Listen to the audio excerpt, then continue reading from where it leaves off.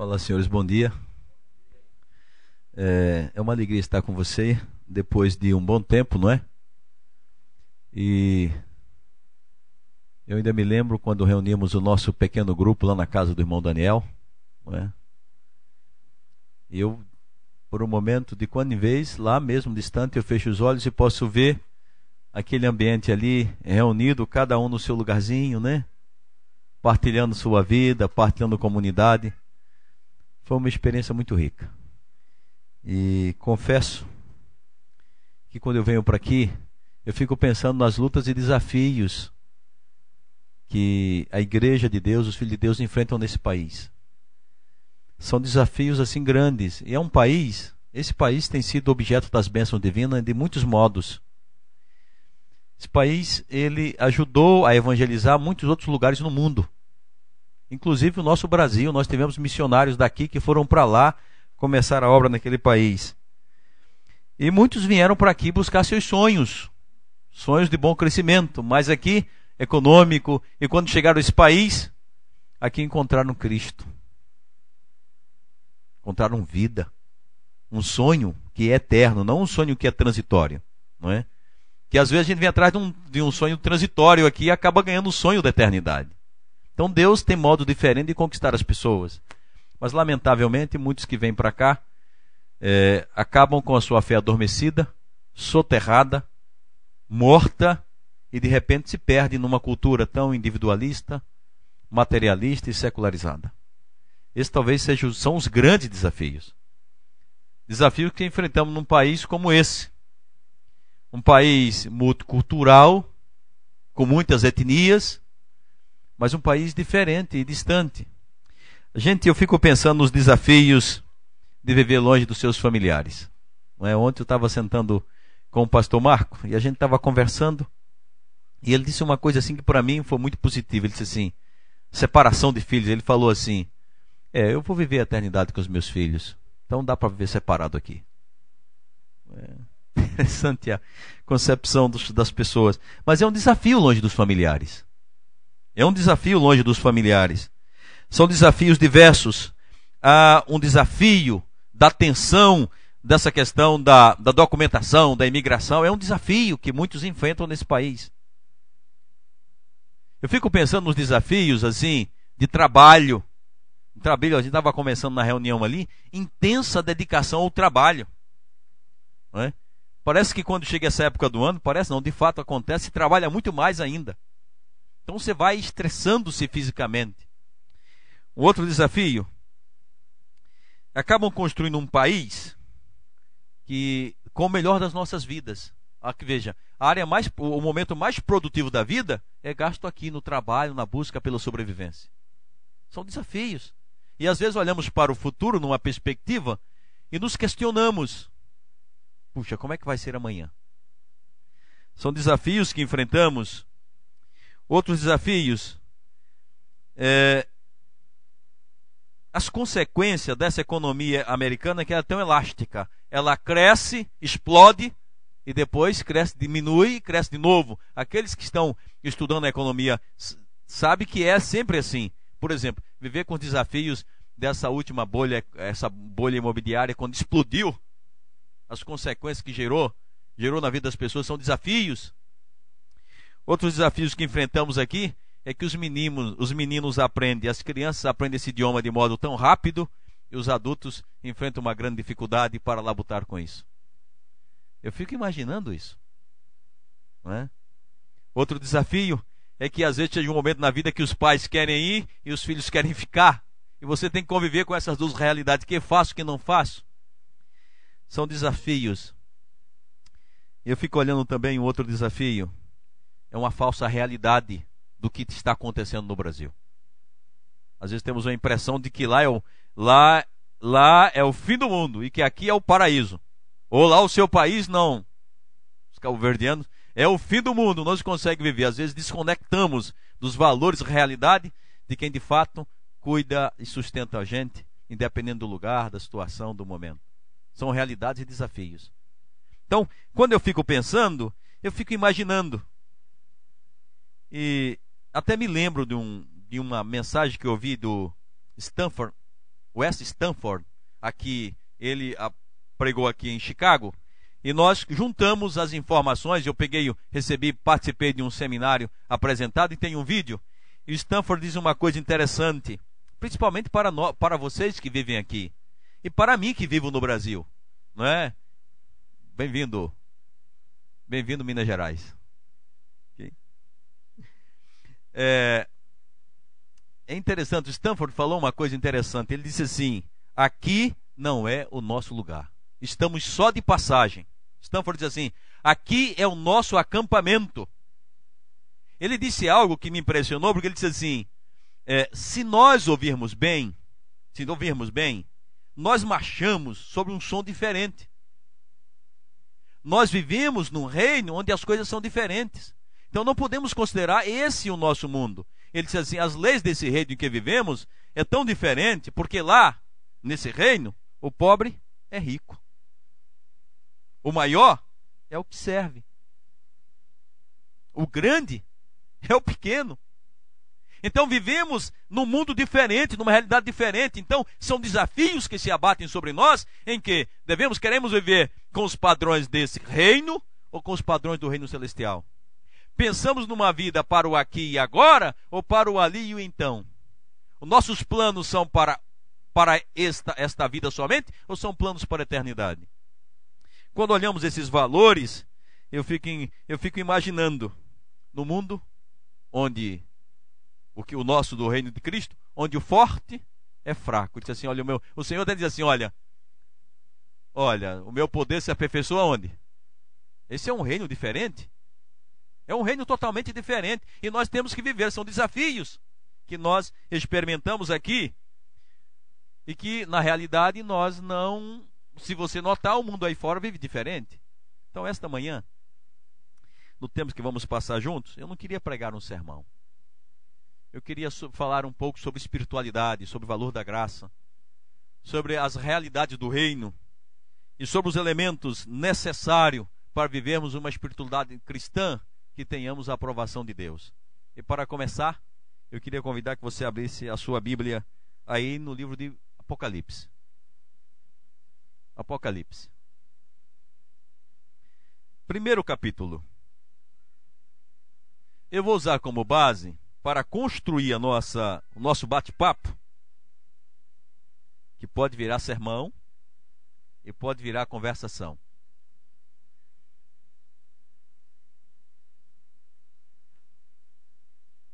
Veja Apocalipse capítulo 1, versículos 5 e 6. Será que dá para um mineiro ler para a gente aí? Tem alguém de Minas aqui? Ok, mineira, leia. Temos duas mineiras. Um mineiro, duas mineiras. Então, fazer o seguinte: as duas mineiras vão ler o verso 5 juntos, e o mineiro vai ler o versículo 6.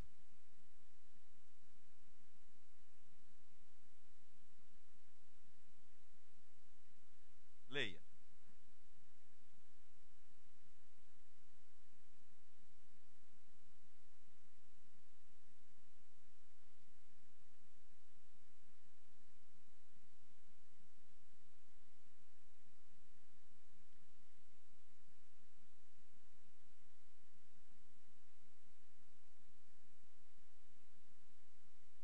Amém. Amém. Essa é a palavra do Senhor. Vamos orar? Deus Pai querido, Deus de amor, Deus de bondade, estamos em Tua presença para meditar na Tua palavra. Estamos ante tantos desafios que enfrentamos na vida, mas nós queremos nesta manhã ser tocado pelo Teu Espírito Santo. Pedimos, Pai, que a Tua palavra possa tocar através de mim, possa edificar os Teus filhos, possa dar a eles esperança e possa renová-los e levá-los a viver em santidade. Só o Senhor, Pai, pode fazer isso em nossas vidas, e nós lhe suplicamos isso neste momento, em nome do Senhor Jesus Cristo. Amém. Primeira realidade, quando você toma o texto nas suas mãos, que está aí, diz assim: e de Jesus Cristo, que é o quê? fiel testemunha, e é também o quê? O primogênito dentre os mortos e o soberano dos reis da terra. Quando o apóstolo São João introduz, antes de introduzir os outros versos, ele mostra o personagem da Bíblia, a pessoa que está declarando todas as coisas. Veja aí, quem declara não é qualquer um. O do que nós vamos ver, a declaração que vem dos textos seguintes, são declarações, assim, fortes, mas é feito por alguém que é muito mais forte ainda. Veja aí, apresenta Jesus como o quê? Jesus, que não é qualquer Jesus, é o Jesus Cristo de Deus, que é também o quê? Uma testemunha fiel, ou seja, o que ele diz é verdadeiro, o que ele testemunha, o que ele representa é de verdade, não é uma pessoa que conta mentiras, mas ele diz um outro fato, o que mais? É o primogênito dentre os mortos e é, sobretudo, quem? Ele é o quê? A minha Bíblia diz aqui, o soberano dos reis da terra. Não é só um governante aqui como do Brasil, dos Estados Unidos ou do Brasil. Não é um governante da Europa. Não é a pessoa mais rica do mundo. Está falando aqui o soberano de onde?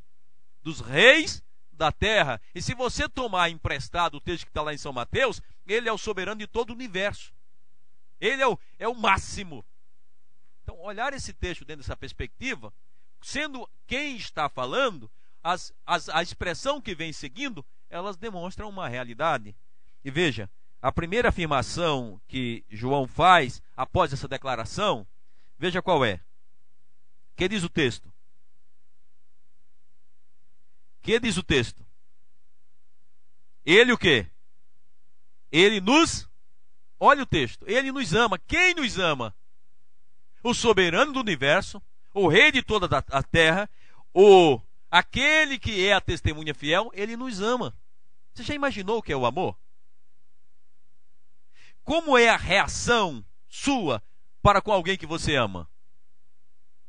Eu queria que você conversasse com a pessoa que está ao seu lado aí. Qual é a sua reação para a pessoa que você ama? Quem está afastado, por favor, se movimente para ficar mais próximo um do outro.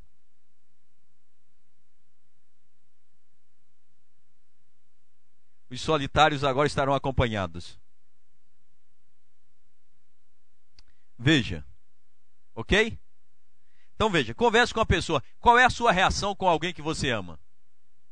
Como você trata essa pessoa?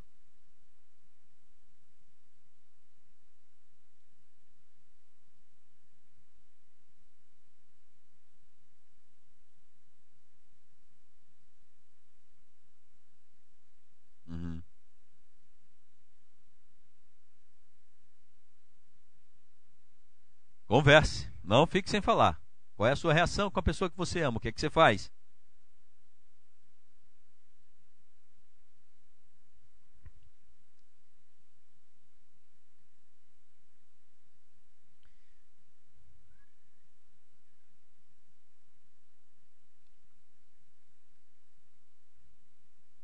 Vê agora como é que você reage quando você ama uma pessoa. Você faz por aquela pessoa o quê? O melhor. Você quer por aquela pessoa o quê? O melhor.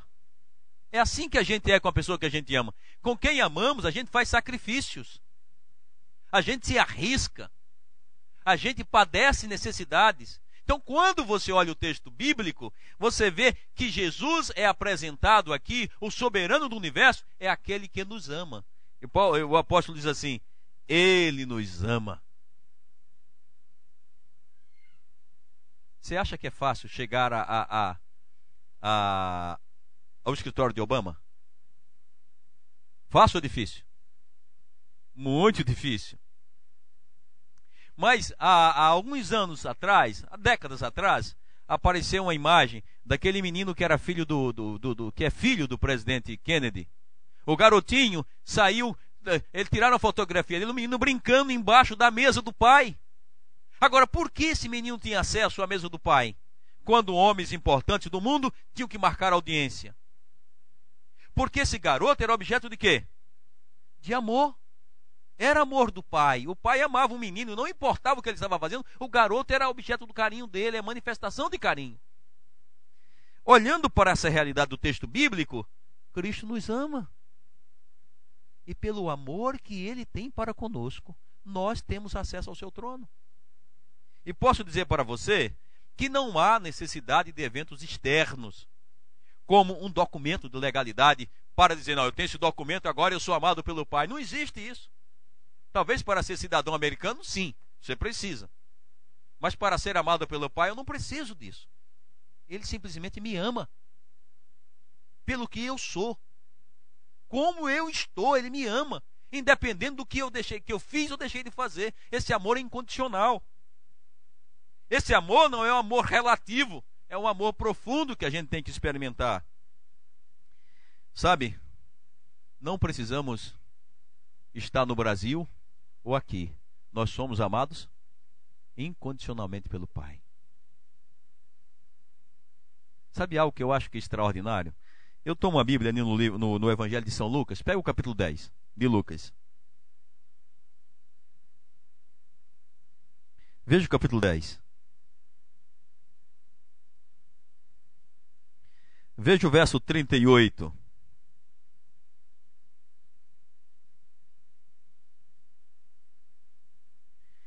Há uma outra realidade desse amor de Jesus para conosco.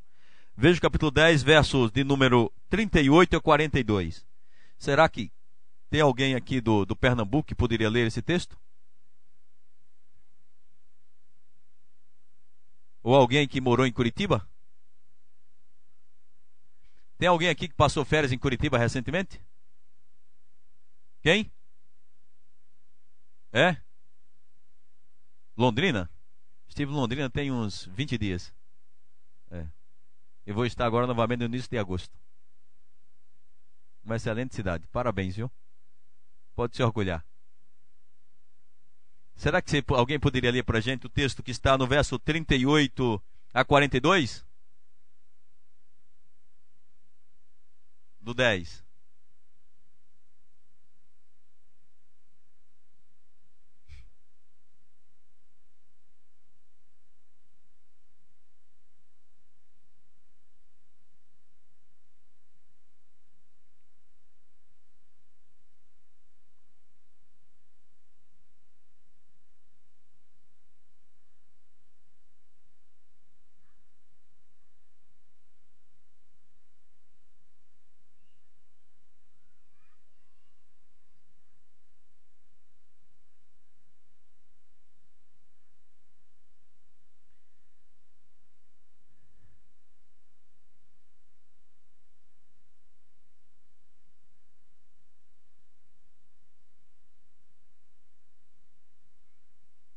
Que Jesus respondeu: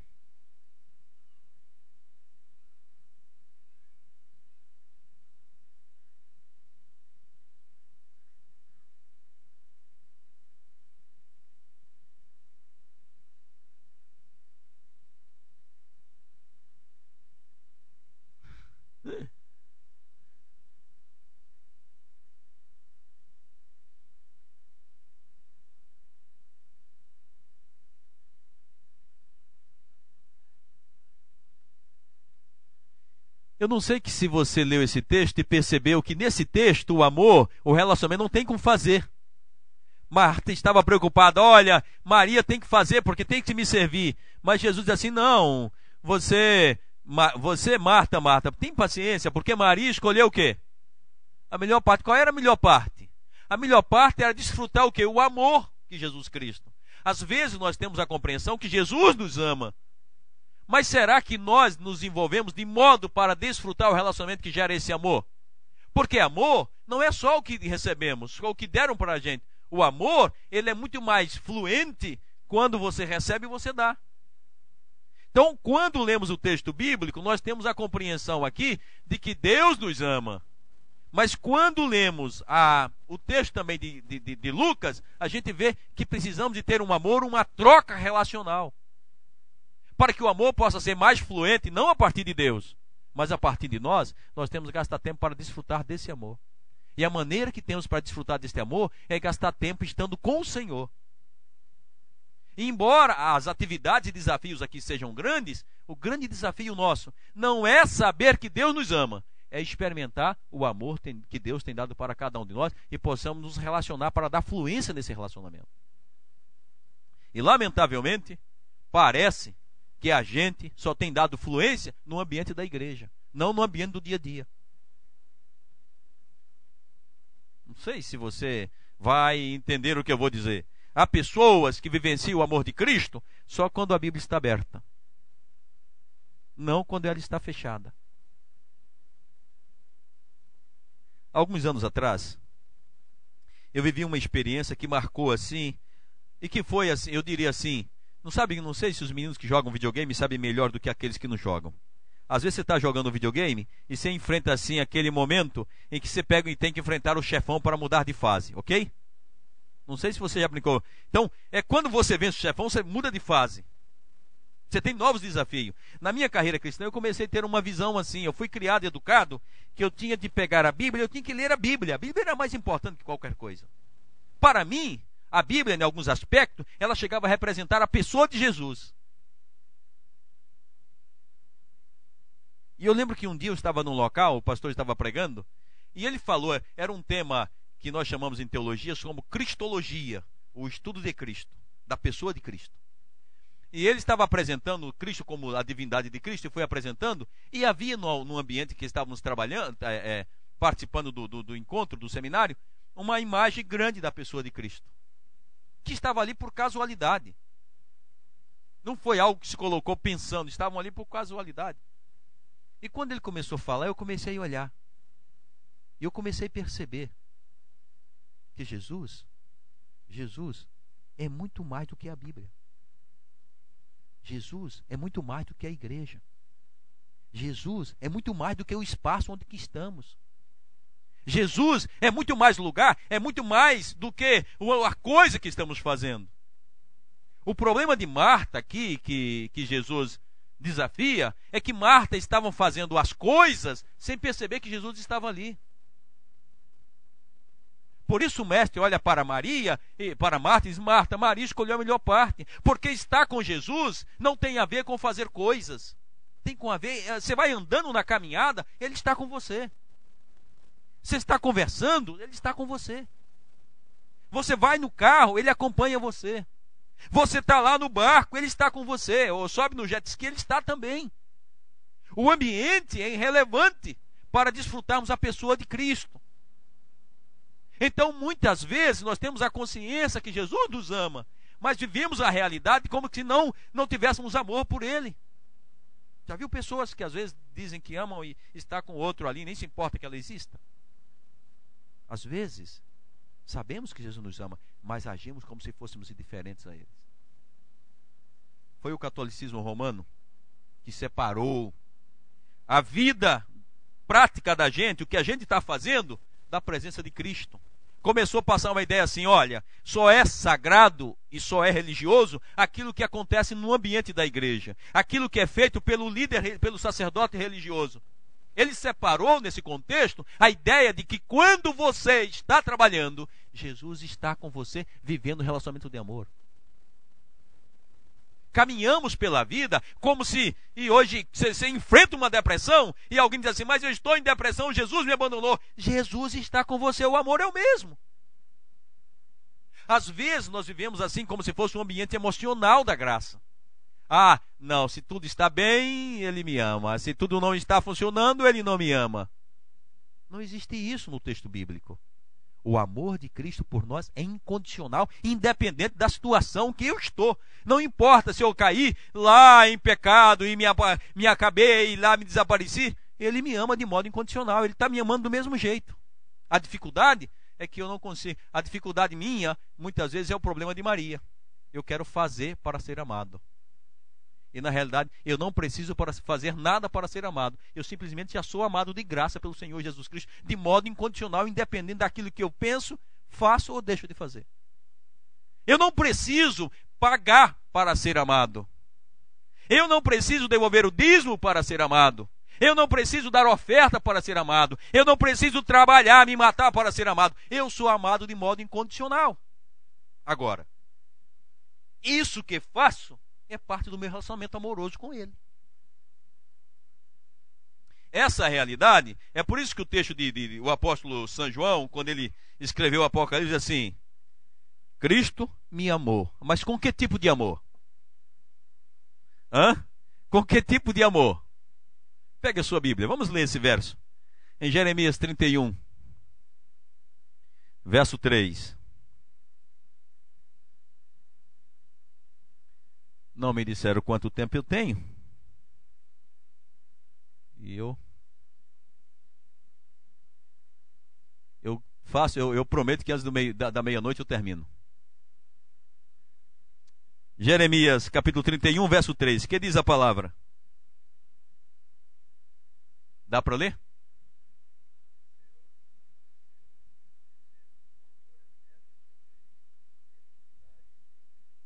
Ai, ai. O que é que diz a palavra? O que é que diz o Senhor para a gente? Ele nos amou de que modo? Quando é que acaba um amor eterno? Quando começa o amor eterno? Quando começa o amor eterno que Deus tem por nós? Ele sempre nos amou, isso não existe. É o diabo que coloca minhoca na cabeça da gente. Porque fiz isso de errado, eu não sou aceito e amado por Deus. Não, Ele ama você de modo independente do que você fez ou faça. Só que, quando você reconhece isso e provoca um relacionamento, esse amor aprofunda-se da sua vida. Você cresce no relacionamento, o amor fica muito mais fluente. Você e eu não podemos impedir a manifestação do amor divino. Por isso a palavra diz que ele o quê? O João diz lá, porque ele o quê? Simplesmente simples, ele nos amou. E fez mais o quê? Diz o texto lá de Apocalipse. Apocalipse 1, 5, 6. Vamos ver aí. Vamos ver até onde a gente pode ir nessa caminhada, que eu disse que é uma caminhada de conversação.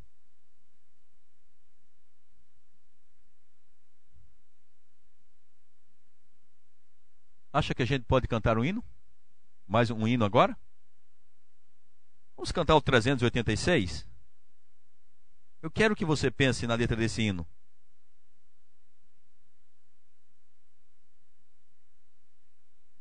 (386). Nossa equipe do louvor ali.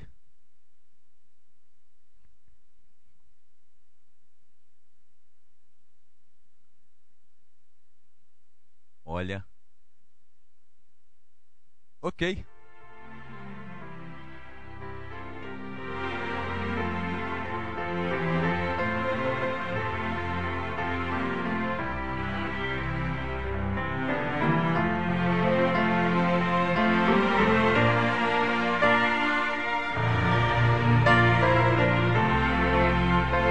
Quero que você cante esse hino pensando em você, no seu relacionamento. Como é grande, veja como é essa promessa do Salvador Jesus, nosso Rei, ao que confia na sua graça, Ele diz sempre te guardarei.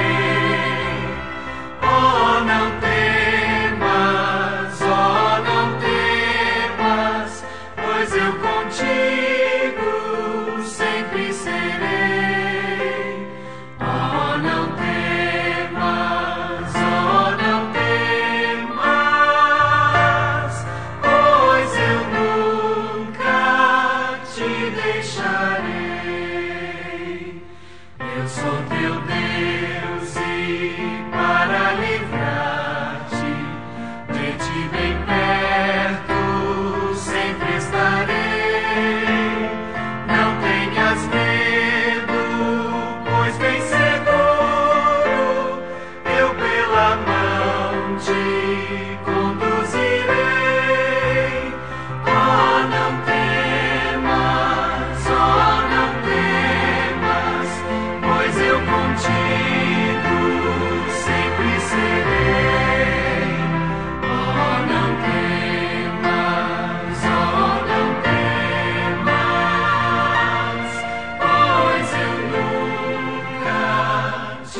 deixarei.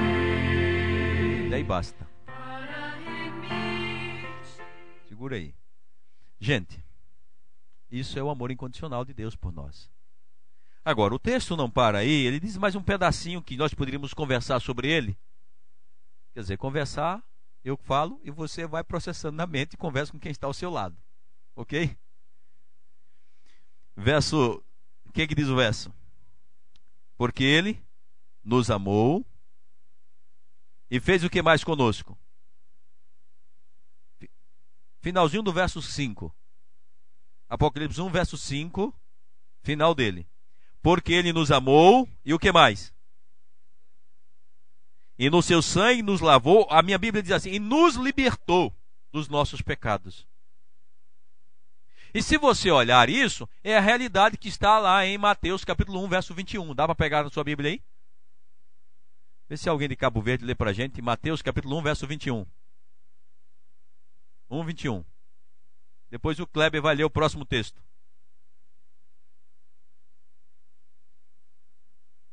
Capítulo 1, 21. O que diz a palavra? Achou?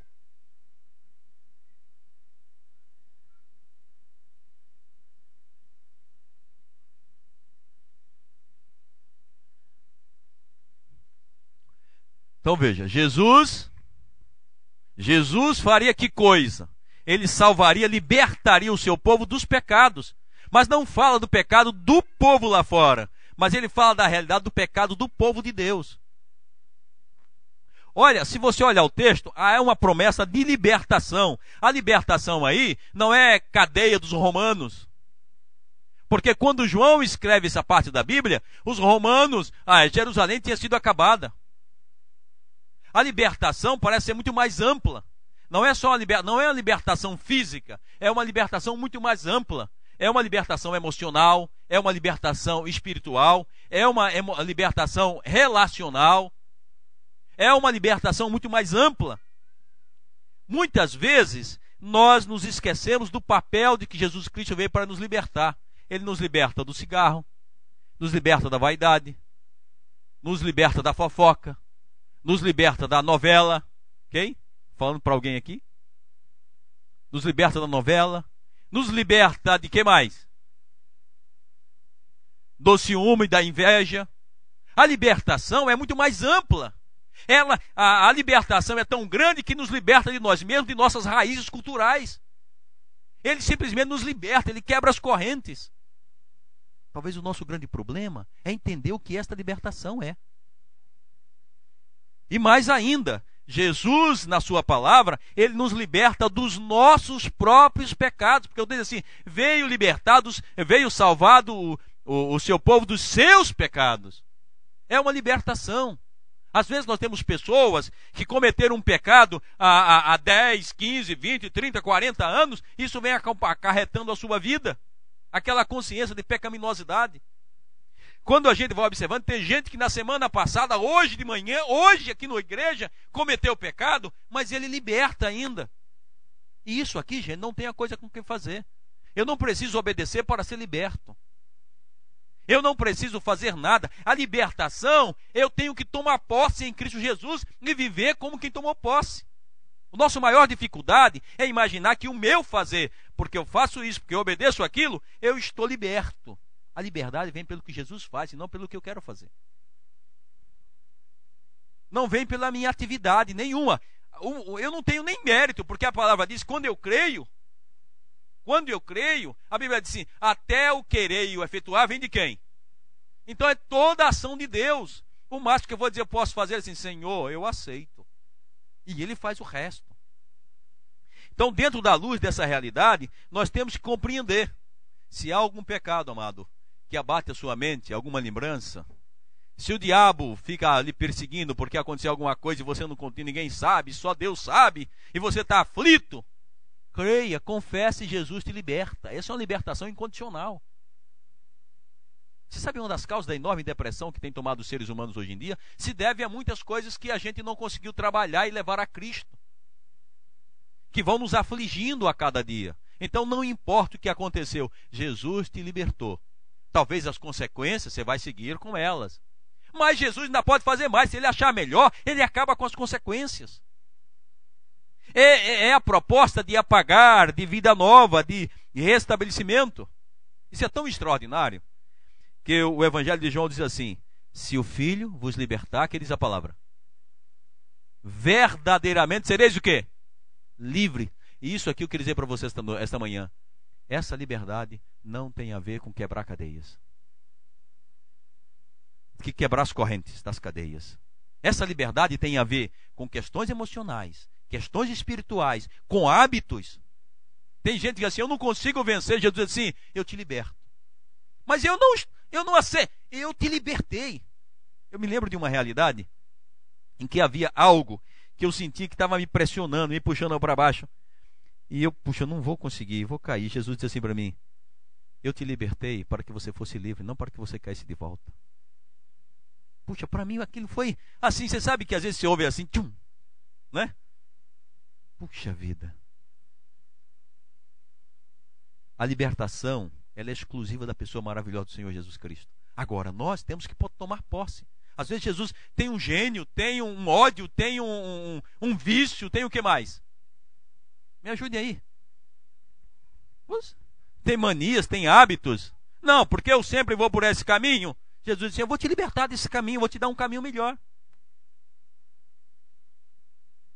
O poder de libertação de Cristo, manifesto na palavra, é grande. Ele nos amou.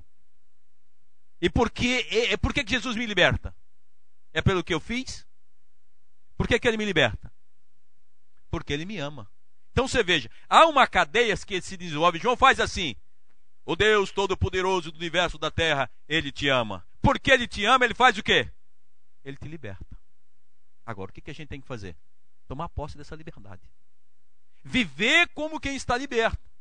E sabe, vou dizer uma coisa. Às vezes algumas pessoas vivem aqui como se não estivesse liberto. A prova da liberdade vem do texto de 2 Coríntios 5,17. Quem está em Cristo, nova criatura é. As coisas passaram. Antes era cadeia, agora é liberdade. Liberdade só Jesus Cristo dá.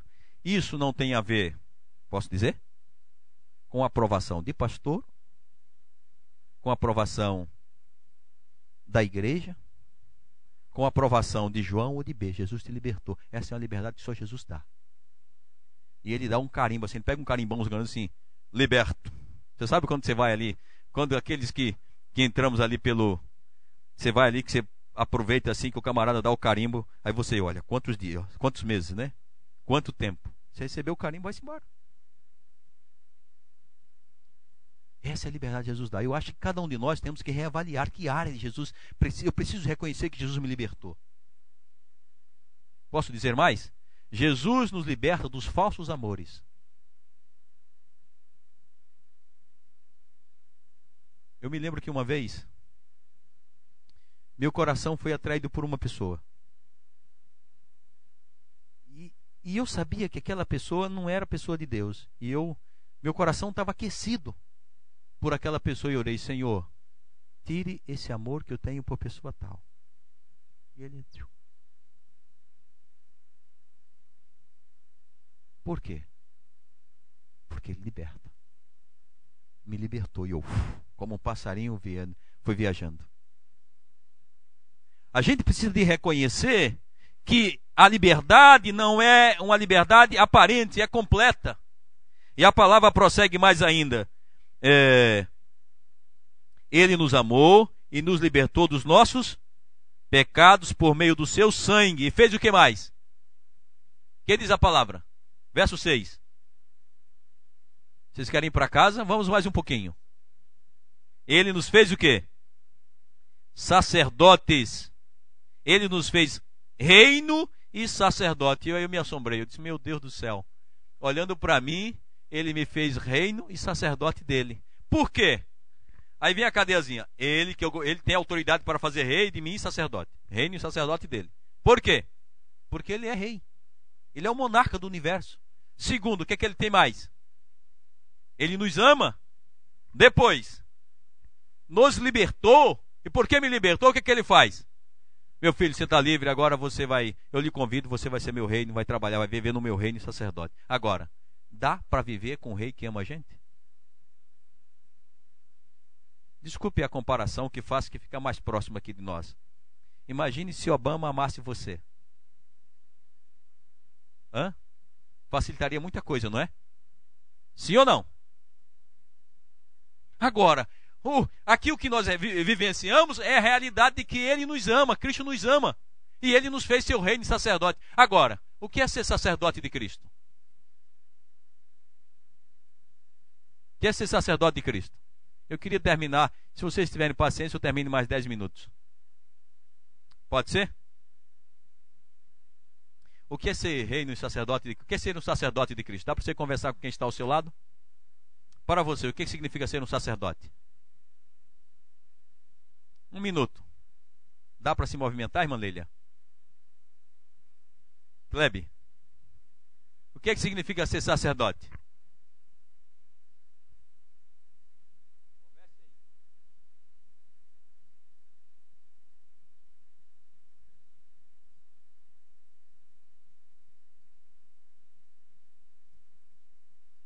Dá para conversar? Hein? Eu peço desculpa, eu me perdi no tempo. Mas veja aí.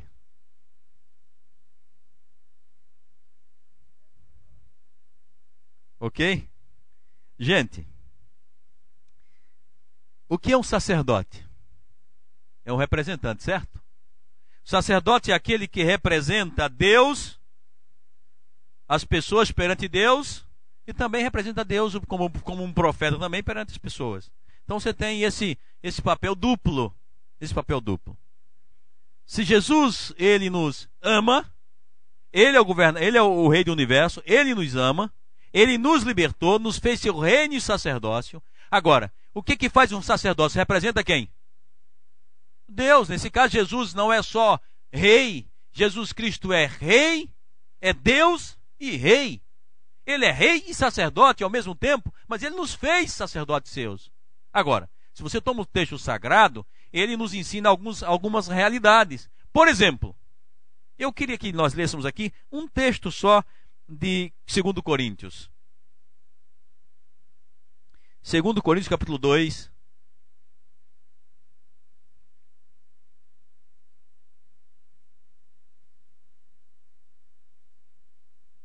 Versículo 15. Leia, Kleber, por favor.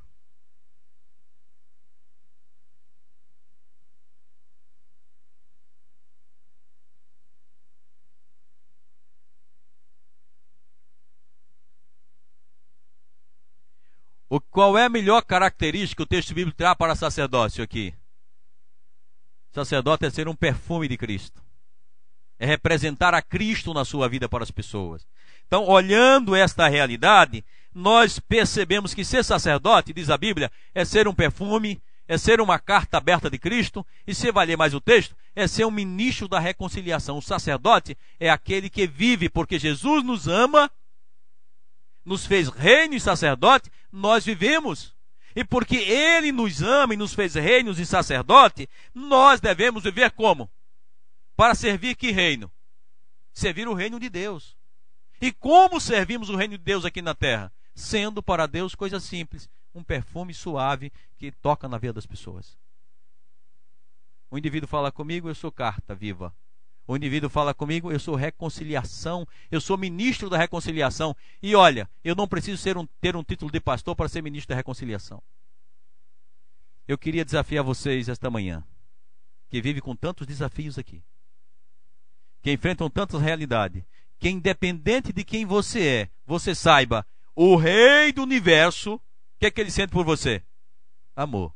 E esse amor é incondicional. Você não precisa de nada aqui para sentir esse amor. Você não precisa nem daqui para sentir esse amor. Você não precisa nem de lá para sentir esse amor. Ele ama você. E porque Ele ama você, Ele abençoa você aonde você está. Isso não é condicional ao lugar onde que você vive. Esse amor é incondicional. Esse amor é independente do lugar e da situação, do momento, da condição. Ele ama você. E Ele cria condições para que você experimente o melhor que Ele tem para você. Isso é independente de qualquer lugar. Pode ser Cabo Verde, pode ser Brasil, pode ser Rússia, pode ser Alemanha, pode ser embaixo da água. Lembra de Jonas? Eu tive uma experiência com o irmão Antônio esses dias, assim, muito extraordinária. Ele me levou para o mar, para pescar. Meu tio, que é pescador, ele diz assim, não, eu que era garoto lá no Paraná, ali em Guaratuba, não é? Ele diz assim, não levo vocês para o mar, porque se você vai para o mar, vocês vai enjoar e vai me dar trabalho. Então não levava. Mas o irmão Antônio me levou.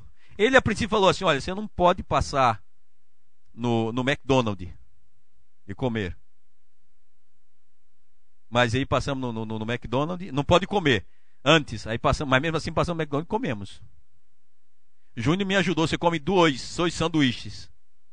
E entrei no mar, e quando o barco entrou no mar, você sabe o que acontece, né? O mar parece ficar dentro da gente. E o barco foi se movimentando. Mas naquele momento que ele ia subindo, e eu olhei aquela imensidão assim, olhei para frente e fiquei imaginando, pensando naquela imensidão, e eu orei de Senhor. A minha oração ele não sabe, mas eu orei assim, Senhor. Baixei a cabeça e disse, Senhor, ajude que nós possamos ir até onde o Senhor pode cuidar da gente. Falei assim, Espírito Santo, até onde vai cuidar da gente? E eu, graças a Deus, naquele momento ele falou assim, você acha que eu não posso cuidar de você nessa imensidão? Naquele momento eu tive a sensação de que não importava o tamanho do mar, o problema não era até onde ele podia cuidar de mim, ele podia cuidar de mim no imenso mar, até no universo. Essa foi a compreensão que eu tive. Aí eu falei assim, tá bem, então o Senhor nos leve até onde o Senhor quer que a gente vá. Às vezes nós separamos esses valores. Então ele nos ama. Ah, mas se for assim, se for assim, ele me ama. E se não for assim, ele me ama do mesmo jeito. Acabou. Como dizia lá o Chico Anísio, c'est fini. Acabou. Ele nos ama do mesmo jeito. Sem condicional. Outra coisa, ele nos ama e ele nos liberta, independente do tamanho. Ah, mas é muito grande, eu já caí e levantei. Ele te liberta de novo, ele é especialista nisso. Ele começa, recomeça, levanta, ele sustenta, levanta. Isso é que ele faz, a libertação que só ele pode fazer. Outra coisa mais, ele vai, porque ele nos libertou, qualquer pessoa liberta em Cristo é parte do reino dele, sacerdote dele. Ah, mas como é que eu vou representar a Cristo? Eu não sei falar, eu não tenho jeito. Camarada, vai, ser o perfume de Cristo. Você não precisa ter conhecimento para deixar que as pessoas percebam que Jesus está em você. É só viver as leis do reino. É só ser o que Jesus quer que você... não é nem ser. É deixar, é permitir que Jesus tome posse da sua vida e ele faz você ser o que você é. O que ele é. Então isso é ser um sacerdote de Cristo. Agora, com que propósito? Para quê? Mas eu sou de servente de Cristo para quê? Para servir o reino de Deus. Ah, mas eu tenho que tomar parte na igreja. Entenda uma coisa, o reino de Deus não é essa igreja. O reino de Deus não é essas quatro paredes. O reino de Deus é o que acontece na sua vida durante a semana. E o que acontece aqui onde você está, você é o reino de Deus. Não é isso aqui. O reino de Deus é muito maior do que isso. O reino de Deus é muito mais amplo do que uma religião. O reino de Deus é tudo. Precisamos começar a olhar o reino de Deus com mais amplitude. O reino de Deus não é o que acontece aqui. O reino de Deus é o que acontece na sua vida e como você vive esta semana. Agora, por que tudo isso? O texto diz assim, tudo isso ele nos fez. O soberano nos ama, nos libertou, nos fez reis e sacerdotes. O que mais? Para servir o reino de Deus e para a glória de quem? Para a glória de Deus. Então tudo que você é, tudo que você faz, não deve ser pensando na sua ou na minha glória. Tem que ser para a glória de Deus. E não estou falando do que acontece aqui na igreja. Eu estou falando do que acontece na sua vida, mesmo quando ninguém está vendo. Me deixa contar essa última história e eu prometo que acabou. Leila, minha esposa, ela é mestra em ornamentação. Ela tem um dom do céu. Então os eventos são extraordinários. Nós tivemos uma santa ceia e fizemos uma roupa linda para todos os sacerdotes. Eram os pastores, um representava Jesus, e a mais bonita ela deixou para mim. Era a mais linda. E lá ela separou para mim e tinha uma outra lá, que ela não achava tão bonita. E de fato, a que ela separou era muito mais bonita. E todo mundo se aprontou e eu fui me aprontar. Quando eu fui me aprontar, houve um sentimento assim, vamos participar lá? E eu tive um sentimento assim, eu vou estar muito bonito, eu vou me destacar. Mas o Senhor tocou na minha mente naquele momento e disse assim: por que você vai se destacar?